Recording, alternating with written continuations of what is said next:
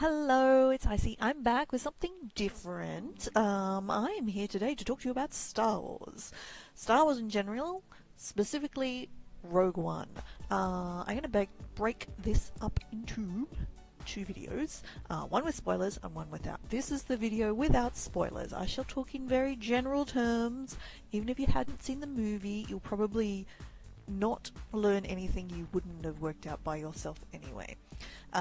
The second episode, I will talk specifically about things in the actual movie that will count as spoilers. However, it'll be in a couple of days, so hopefully everybody's seen it by then. So, I'll preface this by saying I am a Star Wars fan, but I am not the biggest fan you'll ever meet, in that I have seen all of the movies multiple times, loved them all except for the first three, episodes 1, 2, 3, more specifically, which suck. And I watched again recently, and if you look at my Twitter feed way back when, there's a whole little thing of me going, this sucks, this is why this particular scene sucks. Maybe I'll link it below, who knows. Anyway, I adored The Force Awakens, and I don't know why I didn't do one of these videos for The Force Awakens, but I adored The Force Awakens, so I was really looking forward to seeing this movie.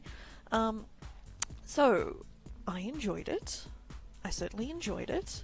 It is a very different movie. There are a bunch of, 5-year-old kids in the cinema. I think that was a bad idea for those kids.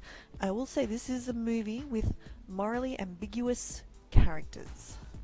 Unlike The Force Awakens, where the baddies do bad stuff, in Rogue One, some of the goodies do bad stuff.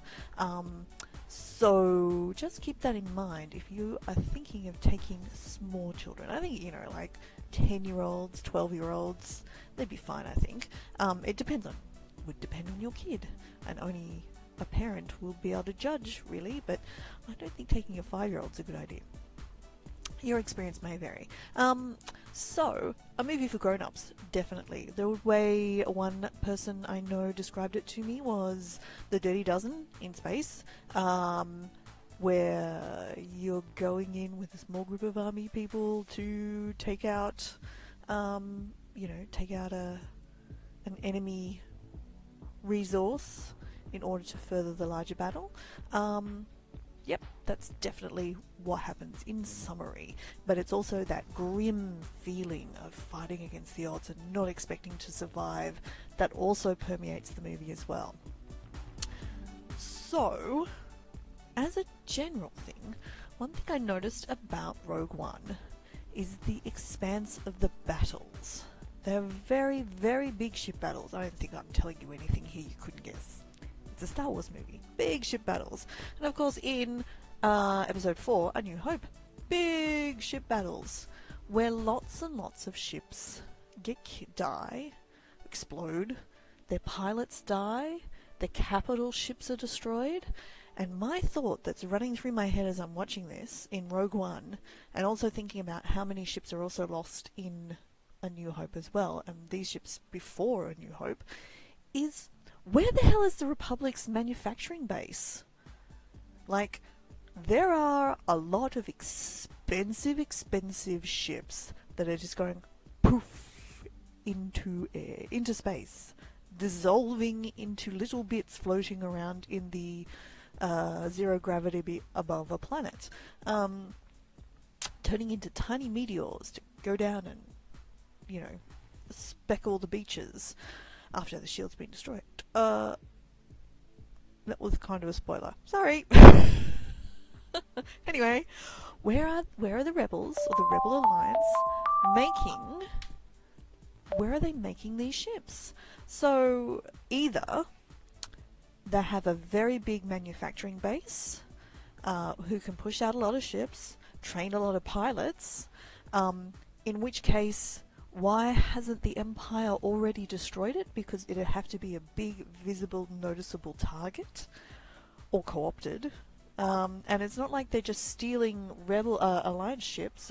They're not stealing Empire ships. It's their own Alliance ships, X-Wings and Y-Wings and Snowspeeders, and really specific Rebel Alliance ships as well. We're not talking pinched Star Destroyers. So either that's really obvious, in which case why hasn't it been destroyed, or it's really secret, in which case how can they produce the numbers of ships that are required to take on the Empire? So yeah, there's just a thought that was running through my head as I'm watching this movie, and then of course watching A New Hope afterwards, because that's what you do. So if anybody on this watching this channel, or anybody else watching this video, knows more of the backstory, is there an explanation somewhere in lore of how all of these ships are being manufactured, how they're being replaced after they're destroyed? I'm kind of looking at the decisions that the generals and the admirals are making. I'm going,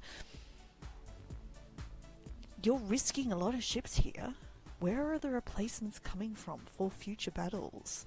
You know, a limited number of ships should indicate like a slightly more conservative way of fighting, but it doesn't seem to. So anyway, let me know your thoughts. I'm curious. I'd like to know the answer. If you know it, leave it below. If you have your own thoughts about this movie, leave them below. No spoilers on this video. That'll be the next one. So if you like this video, do give us a thumbs up, as always. And please do subscribe, and I will talk to you next time. Thanks for watching. Bye.